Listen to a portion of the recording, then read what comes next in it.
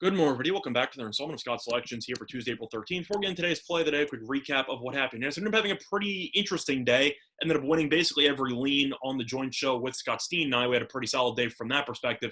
As for my play of the day, ended up getting canceled. I had the Timberwolves plus 9.5 at minus 110 against the Nets. Line dropped to around 6.5 in the morning. And then early afternoon, the game got canceled, so we had no action on it, is what it is. Pretty annoying when you beat a three-point line move and ends up getting voided, but it happens, and we'll look for a winner here on Tuesday. And for the play of the day, we're going to be sticking with the NBA, and I'm sure all of you know exactly where I'm going to be going when you clicked on the actual title of this video.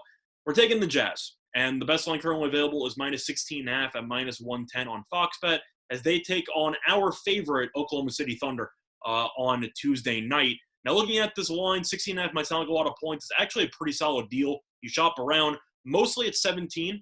You have found a couple of 17.5s on FanDuel and some other sites. So 16.5 is actually a pretty good line. I do think you will see more money coming in on Utah leading up to this game. But Oklahoma City has been really a bettor's dream because you can fade them blindly for the last 2-3 weeks or so, and you've won every time.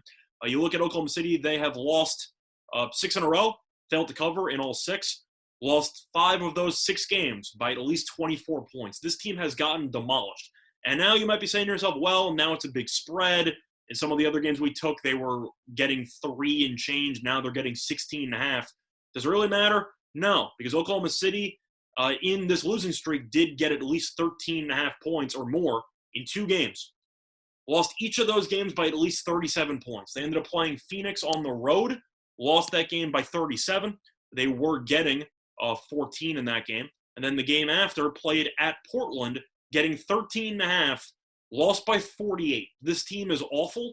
And you look at Utah, this team is one of the best teams in the Western Conference. Do I have faith in them to win a title? No. But based on regular season record, they have been the best team in the West. And you look at them at home, this team has been phenomenal. This team is 24-3 at home, 20-7 ATS. I know that they ended up losing to the Wizards yesterday. However, I actually like that because that means that Utah should take this game pretty seriously. You look at Utah, and now they currently have Phoenix breathing down their neck for the 1 seed. I really don't think Utah is going to rest many people in this game, especially after the loss. I was really rooting for Washington yesterday because I thought that if Utah was going to win that game, maybe they would rest people for the back-to-back.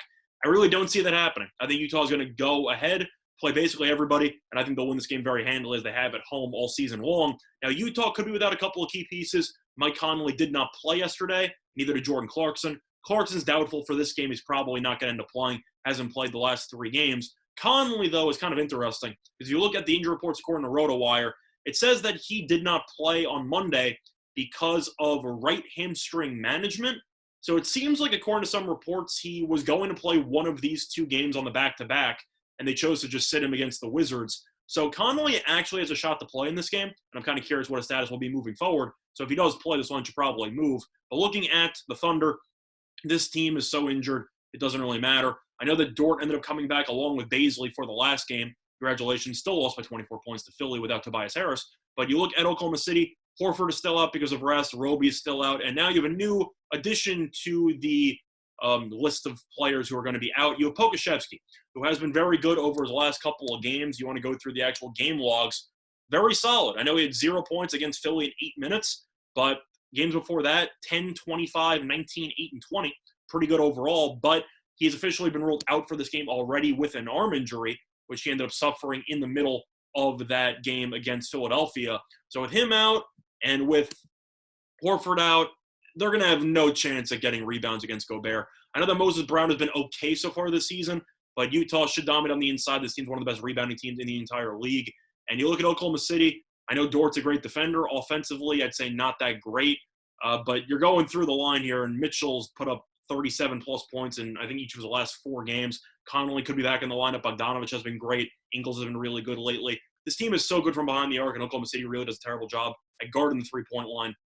I think you should see Utah win this game going away, especially after losing to Washington yesterday in a game that a lot of people thought they were going to win as double-digit favorites. But I think Utah probably wins this game by 20-plus. Might be close for a half, but Oklahoma City has faded in the second half repeatedly. I think Utah should win this game handily. Now, looking at some of the trends in this matchup, the Jazz are 7-1 ATS in their last 8 games playing on 0 days of rest. So this team has been really good on back-to-backs and facing off against an Oklahoma City team that's awful should definitely lead to a pretty easy victory. And the Thunder are 0-4 ATS in their last 4 road games versus a team with a winning home record. So with all things being considered, Oklahoma City is the worst team in the league, not even close. Utah is the best home team in the league. And I think after losing to Washington yesterday, Utah should be pretty motivated and pretty annoyed. I think they'll be able to get rid of some frustration by winning this game by at least 20 points. The play day, once again, here for Tuesday, April 13th, is going to be on the Jazz, -16.5 and -110 on Fox Bet.